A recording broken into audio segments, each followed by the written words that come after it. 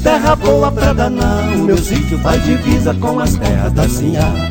Mas por incrível que pareça, meu irmão, não tem cerca na divisa, veja só que confusão. Dona Sinhá, eita vizinha danada pra brigar. Dona Sinhá, ei, Dona Sinhá, eita vizinha danada pra brigar.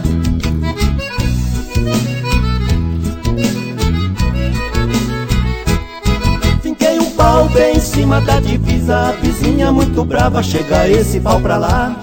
Eu ponho o pau, a vizinha tira o pau, ponho de novo e ela torna a tirar. É um tal de põe e tira, é um tira e põe danado, até que perdi a calma e fui falar com o delegado.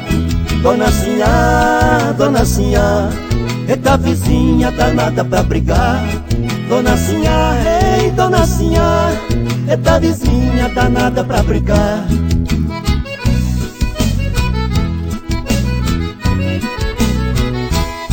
Seu delegado, eu quero fazer uma queixa, preciso fincar o pau, mas a vizinha não deixa.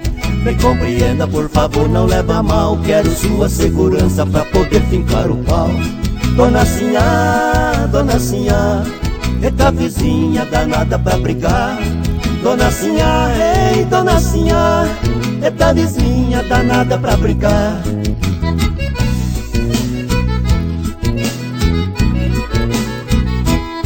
Dona Sinhá, quando viu a coisa feia, de medo dos tribunais, me chamou pra conversar.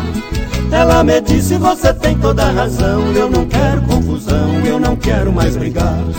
Eu lhe proponho que retire a sua queixa e lhe prometo que serei boa vizinha.